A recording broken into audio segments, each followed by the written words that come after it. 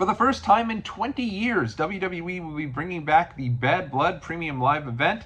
So to celebrate, I thought it'd be fun to go revisit the first 3 times there was Bad Blood in WWE. What is going on out there, world? It's your boy Tommy on the spot for Watch Along Wrestling. Hopefully everyone is doing well and staying safe. It is so great to see all of you once again. And you know, when I heard earlier this year that WWE was going to be bringing back the Bad Blood Premium Live event, I was pretty lukewarm. Matter of fact, my first thought was, why? Now, don't get me wrong. There's plenty of things from yesteryear I wish WWE would bring back. I'm still waiting for the return of WWE Confidential. I love a special of the Raw Roulette. And heck, maybe now that CM Punk is back, we could actually get those original WWE ice cream bars in all of their glory with the little card on the back. I'm still hoping, I'm waiting, and I'd be ready for that. With that being said, Bad Blood, to me, I don't know how many great memories I have of the show. Don't get me wrong, I love the little vignettes of Cody Rhodes and Metro Boomin sitting out, peering over the highway over at the venue there in Atlanta, Georgia, and I have a ton of great memories in Atlanta. I went to the Royal Rumble 2010, went to WrestleMania 27. I love all things WWE Atlanta, and honestly, with this being right around my birthday, I strongly considered attending the show just based on that alone of how much I enjoy the city. But with that being said, it just felt like it was unnecessary almost, especially for what will end up being the first non-4 big WWE Premium Live event of the year to take place right here in the good old US of A. But I'll be honest, as the event has drawn closer, this is feeling like quite the show. They've done a lot to really build up this show, whether it be the dream team of Roman Reigns teaming with Cody Rhodes for the first time, or the culmination of the feud between Drew McIntyre and CM Punk inside of Hell in a Cell. I thought, wow, this is actually looking like a great show, and I can't wait to watch it. With that being said, though, I thought let's go ahead and do what we can to get excited for this show. Now, I've done this a couple of times throughout the year. I've gone back to WWE Backlash. I've done this with King of the Ring, SummerSlam, what have you. When I've gone back and I've ranked every single main event from these shows from the worst to the best. This time around, though, since there are only 3 Bad Blood pay-per-views in history, I thought instead of just doing the main events, we'd do the entire events as a whole. Of course, this creates a little bit of a dilemma, because if you're going on straight up main events, this video is 2 minutes long. We talk about how wonderful the first ever Hell in a Cell match was between The Undertaker and Shawn Michaels, and we call it a day. I give you the salute, I throw out my dubs, and that's the end of the video. But since we're going on the actual pay-per-views as a whole, I think this could be a little interesting. But before we get there, let me give you a little backstory on Bad Blood, because if you're like me and you want to go watch all these shows on Peacock or on the WWE Network, specifically on Peacock, it takes a little while to find that original Bad Blood show because it is not listed under the Bad Blood umbrella. If you look in Bad Blood, there's one for 2003, there's one for 2004. This one is actually under the In Your House brand. You have to go into In Your House, and it says like In Your House, Season 3, Episode 11. I don't know why they're so strange. I don't know why they have it that way. But it took me a little while to find the original Bad Blood, and I was even going to message folks and ask them how to get there because it was very, very tough. But that original Bad Blood, again, is under that In Your House umbrella, and it was the first time, actually the second time, that they had just transitioned In Your House from a 2-hour pay-per-view to a 3-hour pay-per-view. The first of which being the month before this for the Ground Zero pay-per-view event. And I remember just being so excited because at the time, I'm still a little kid. I am like, yes, we get an additional hour, a full 3-hour pay-per-view. You weren't getting those for 2 years with In Your House, and it just immediately made In Your House feel like the much bigger deal. My father was quick to point out that he thought this was just going to give them a right to up the price, which I'm pretty sure they did either this month or not too soon after.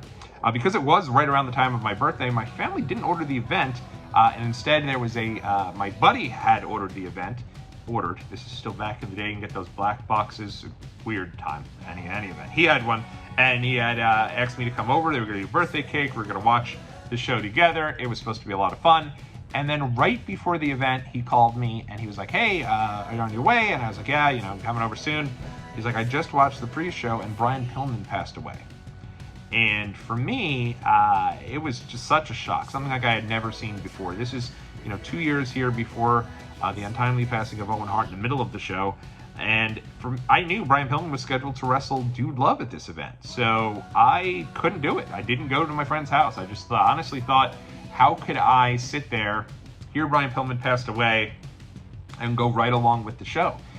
So I did not see this event for quite some time. Didn't even see the first Hell in a Cell match in its entirety until it was released on the From the Vault HBK DVD set, great DVD set that came out, I think, in 2003. So it had been a few years since I actually saw that first ever Hell in a Cell match, and then didn't watch this full event until it was on the network. I had like my pay-per-views I hadn't seen in its entirety, so that when the network came out, I went and watched a bunch of these. And honestly, even though if we were going to start the rankings, and let's start them right here. If we were going to go with just the main events, I think the first ever In Your House from 1997 would be the by far runaway winner with their main event. Instead, since we're doing just pay-per-views, it's actually number 3 on our list. Now, I know some folks are going to be a little confused by this. How could I possibly rank this the worst of the 3 Bad Blood shows when there's such a great match? For me, it's a matter of preference. It's really how much can one match elevate a show. This, to me, is actually the most one-match pay-per-view in the history of WWE. That match is a 5-star match, an incredible match. It still holds up to this day. If you've never seen the original Hell in a Cell, I'd argue it might very well be the greatest Hell in a Cell. It's that good. The rest of the show has nothing on it. And don't get me wrong, I do think that part of it probably has to do with the idea that a lot of these guys just found out Brian Pillman passed away. I'm sure a lot of them participated on this show with heavy hearts. Obviously, he's a part of the Hart Foundation here. He has a history with Stone Cold Steve Austin. Owen has a match on this show. Brett has a match on this show. Austin makes an appearance on this show. And I'm sure all of them had a relationship to some extent with Brian Pillman. And now here they are, they're asked to really go out there and put on a show. This is probably one of those that you could have postponed this show. I don't know how you would have done it. But honestly, I just feel like they had a really tough time just progressing with the show. I'll break down some of the matches here in case you haven't gone out of your way to watch it, because you really don't have to unless you want to just be a completionist like myself and see everything. Nation of Domination versus Legion of Doom kicks this one off. Nothing match here. This feels like, I honestly didn't even think LOD was still around in October of 1997. It just makes it a little even more weird that they show up at WrestleMania 14 and they're acting in this LOD 2000 getup with Sunny, and they're acting like we haven't seen them in forever. Only been a few months. So that's weird. Then from there, they have a minis match that was added there because they needed to fill some time and take over, obviously, for the match that was supposed to be Brian Pillman versus Dude Love. Dude Love, despite being one of the better workers in the company at the time and a big part of the show, is not on the show. They don't give him another opponent. Honestly, knowing how emotional Mick Foley is, it's possible he didn't want to continue to wrestle on the show, but he's not on there. They do have probably the highlight of the show outside of the main event is Owen Hart versus Farouk for the Intercontinental title. It's not necessarily because the match is good. It's actually quite disappointing despite the level of worker in this match. But Austin makes an appearance.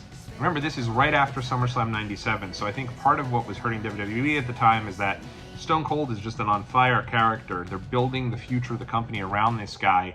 He's on multiple segments every show, and then he goes from that to just not really a part of things, because obviously he's badly hurt after the kind of the botched pile driver there from Owen at Survivor Series. So he'll be back here at Survivor Series 97, but him not being a part of both Ground Zero as well as Bad Blood, I think kind of hurt those shows because he was such a big part. But when he shows up, place goes ballistic. Seeing him, I was caught off guard by it. I thought that was honestly pretty cool. From there is a tag team title match between the Godwins and the Headbangers. I was a big Headbanger fan. I thought they were underrated. I thought they were a fun act. But this match just didn't really hold up for me. This is also during the period of time where WWE is doing the Gang Wars, if anyone remembers that. It's Nation of Domination. The original Nation was Farouk, Crush, and Savio Vega, and it's when he's Jailbird Crush, so it's a little strange. And they kind of split off into the Nation, which is like Farouk, and then he has D'Lo Brown, Kama Mustafa, Mark Henry, eventually The Rock, and then Crush goes off and forms the Disciples of Apocalypse, the DOA, with Chains, Skull, and 8-Ball, and then Savio Vega goes out and forms the Los Boricuas, who I really loved the Los Boricuas. I thought they were great. And they end up doing a 8-man tag here, DOA versus Los Boricuas. Even though it's a clean finish, not a particularly great match, and that feud just moseyed on. It continued through Survivor Series of that year, and there was just not very much heat around all of these guys. And I think the unfortunate piece is once they were done with the Gang Wars, there was like nothing to do with most of DOA or Los Boricuas. They just kind of all vanished, and you didn't really see too much of them moving forward. But that match isn't particularly great. The world champion at the time is Bret Hart, and the best they can come up with for him here is Bret Hart teaming with the British Bulldog to take on the Patriot Del Wilkes and Vader. Whew! This roster, paper thin. When I told you this is a one-match show, this really is a one-match show.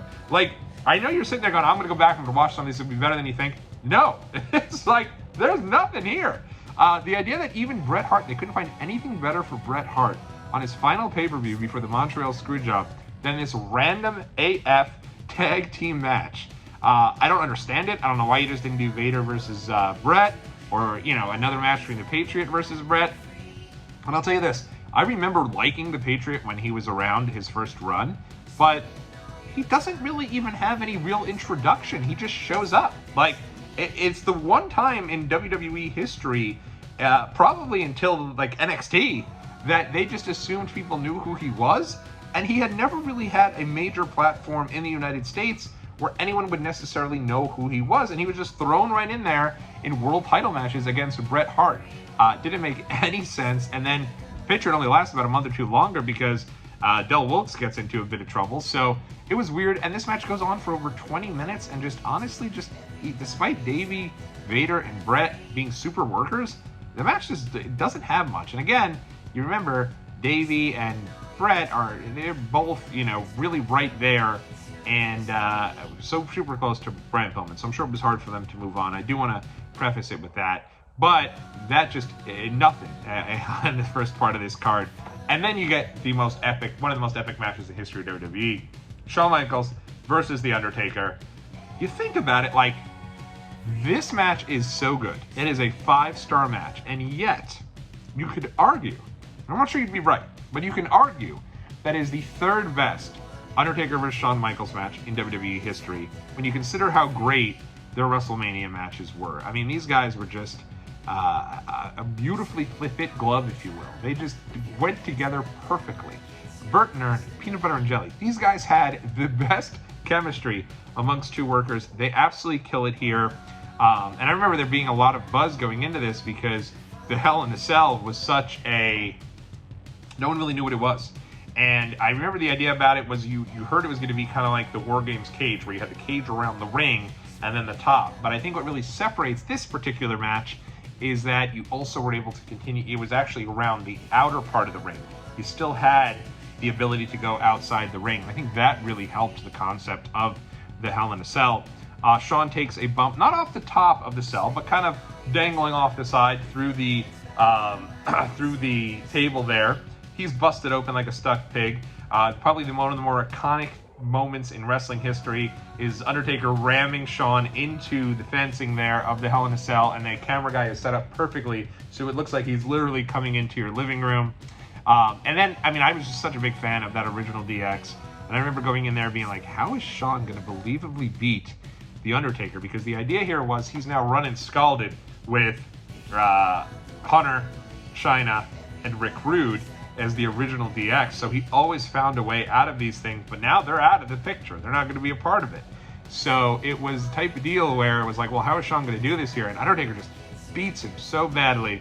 And then, of course, the debut, that's gotta be, yes it is, it's Kane! And Kane comes out, and that original Kane, I don't know that he's my favorite Kane, because I do have a fondness for, like, Hardcore Kane and 2003 Canaanite Kane, but that original Kane is about as badass of a character as they've ever had.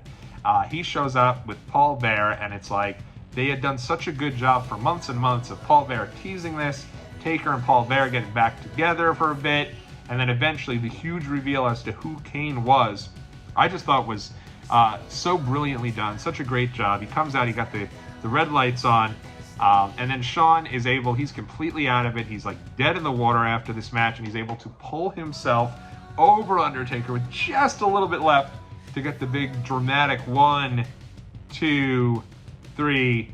That's all she wrote. And of course, the ending there, Shawn completely dead, and who comes in?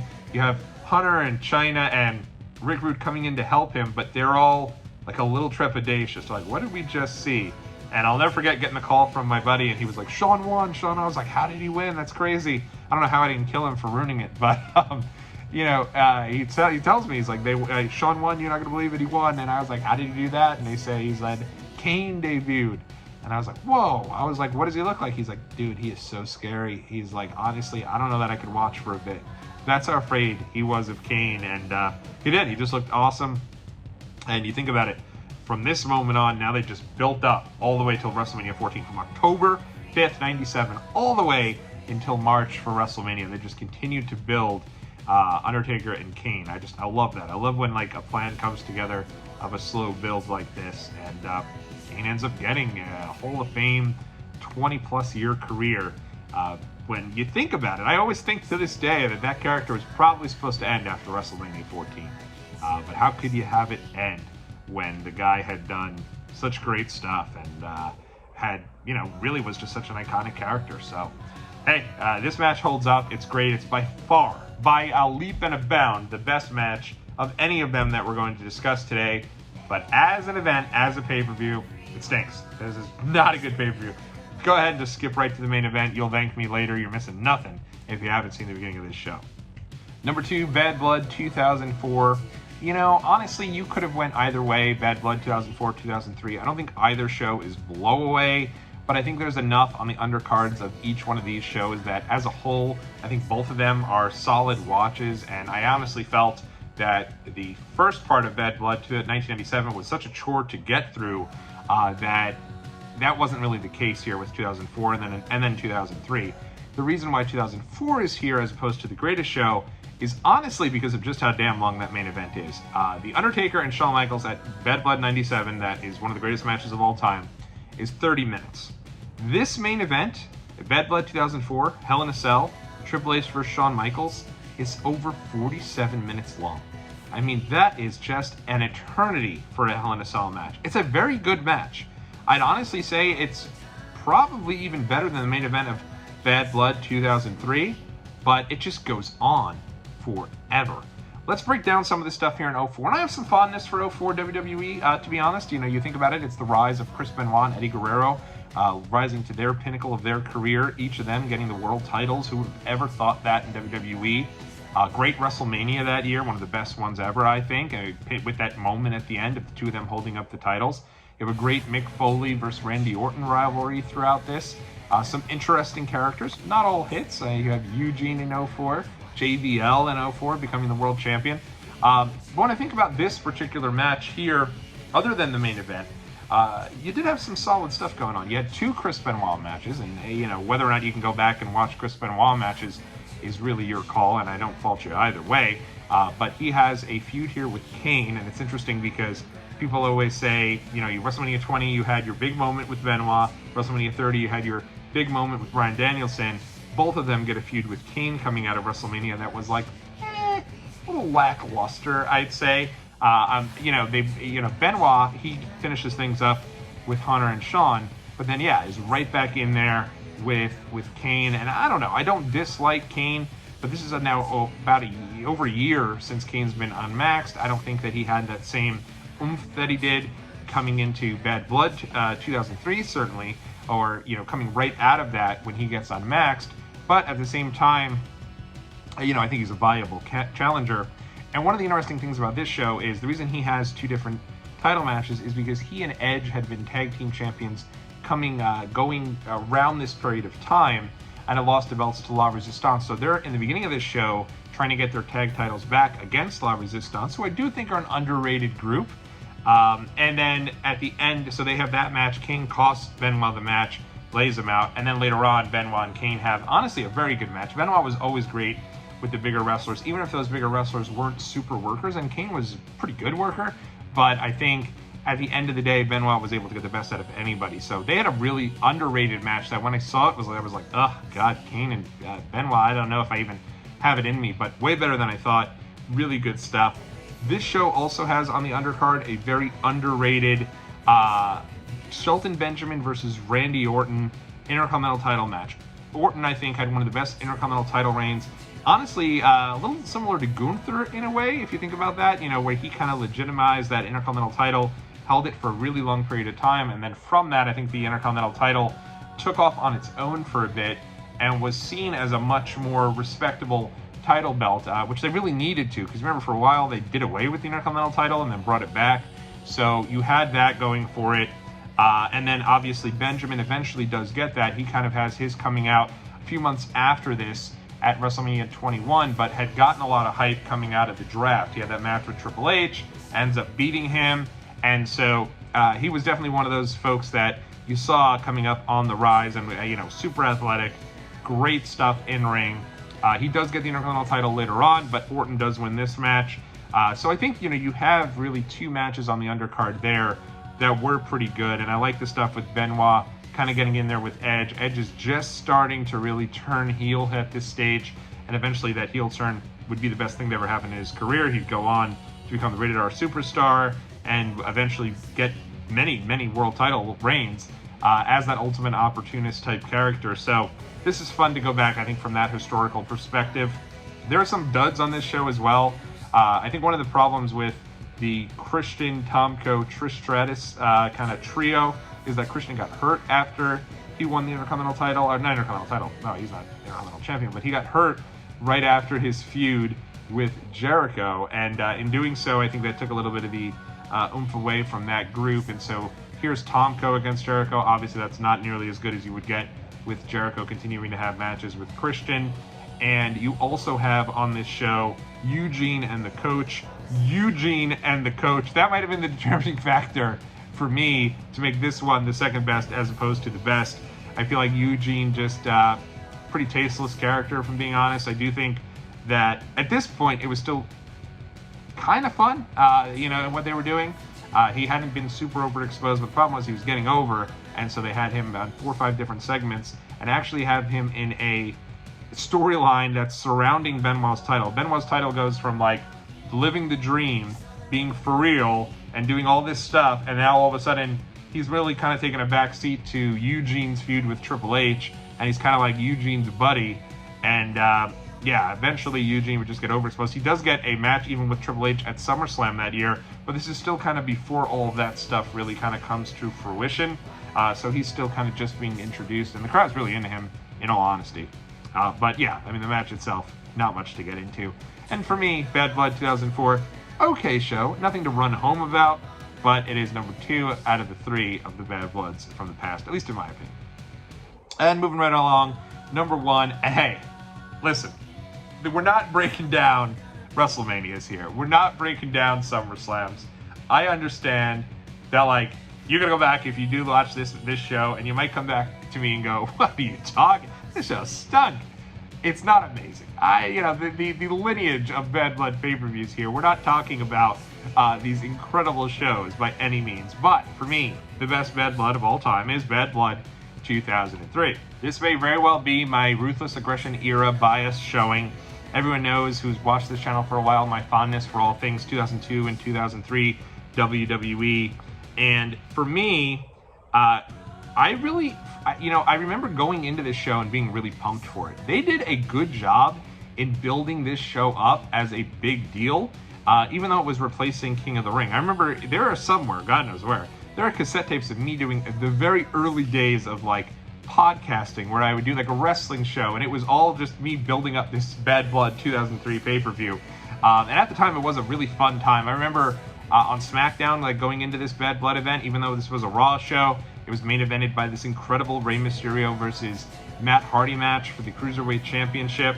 The stuff on Raw, though, at the time, it was kind of clicking. Like, I remember they even did a Bad Blood promo, like a press conference for it, and I think a lot of that had to do with the idea that this was also the first Raw-only pay-per-view. So they were splitting the pay-per-views up now about a year after the draft of the 2 different shows.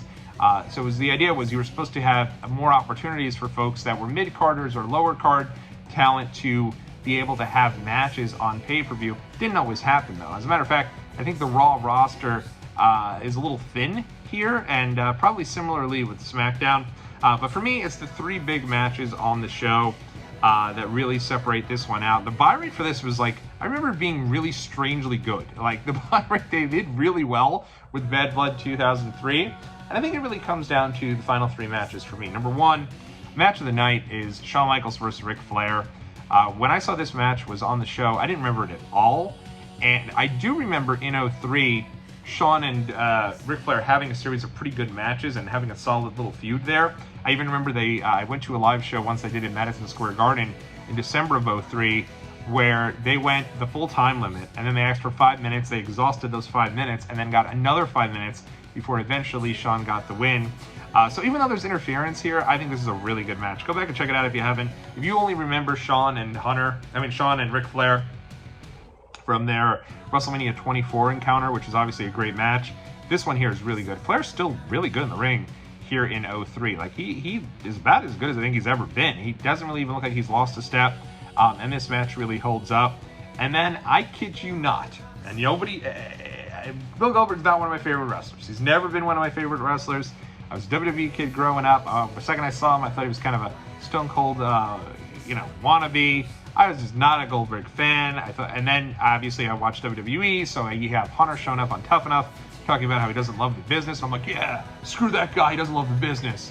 I've grown a bit of an appreciation for him, and certainly his WCW run as I've gotten older and gone back and watched some of it.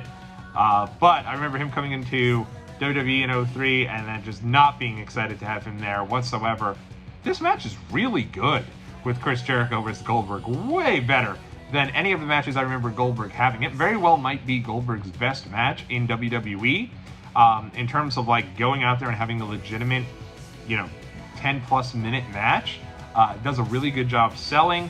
And I mean, kudos to Chris Jericho for getting the most out of him. And I know Jericho didn't love working with Goldberg. They had like a legit fight backstage, and Jericho kind of felt Goldberg was big leaguing him at times. I think even in this match, if I remember from Jericho's book, he talks about how he wanted to take the spear and kick out of it, and Goldberg refused. And then when Jericho said, well, wait a minute, The Rock just did that, and he said, well, you're not The Rock. And so, just all that being said, Jericho does. He gets a great match out of Goldberg here. Such an underrated match, and really primed Goldberg, even though the crowd is having none of him. Especially you put him in there with Jericho. Jericho's always that guy, even when he was a heel, was respected by the fans. The crowd is booing Goldberg. They just are having none of him already. He wasn't our guy, and so I didn't blame the fans, but it was a good match. Go back and check this one out. This is good.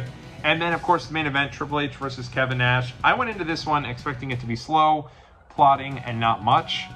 It's a good match. It really is. They did a great job in this match. It really, I'd say the rest of the card is whatever. There's a decent little Christian versus Booker T Intercontinental title match on that show, but nothing really else on the show to really sink your teeth into. But I think like the top three matches were so good, I give them the kind of the upper piece of I give them the benefit that is what really sets this show apart. Oh, actually, there is another fun tag match on the show now that I think about it, between Kane and RVD against Lance Storm and William Regal. Solid match. Could have had a little more time there, but good match there, and it starts the dissension that eventually leads to Kane unmasking just a few weeks after this show.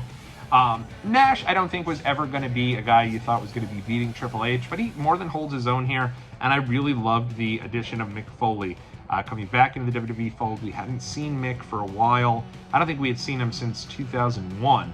So now he's back in the fold here. He's the referee for the Hell in a Cell, the guy who probably, made the Hell in a Cell in many ways from his match with Undertaker at King of the Ring 98. And Mick takes more bumps than anyone here. I mean, they're all bleeding. All three of the guys are bleeding. And Mick ends up taking more bumps here. And from the historical significant aspect, the match ends with Flair and with Orton getting a bit involved. And so you're starting to see the evolution come together in that group there. So that's another reason why I thought that, it was cool kind of seeing all of that in the beginning stages of it. So, those were my rankings. I don't think Bad Blood 2003 is an all-timer of a show. But if you look at all three shows and you go and you watch each one in order like I did, I think Bad Blood narrowly beats out Bad Blood 2004 as my favorite of all time. Let me know where I got this wrong. Let me know what you think, what match you're most excited about when it comes to Bad Blood 2024. We'll be right back here with tons more stuff on the Watch the Wrestling YouTube channel. Until then, dubs up always. I'll catch you all in the next video.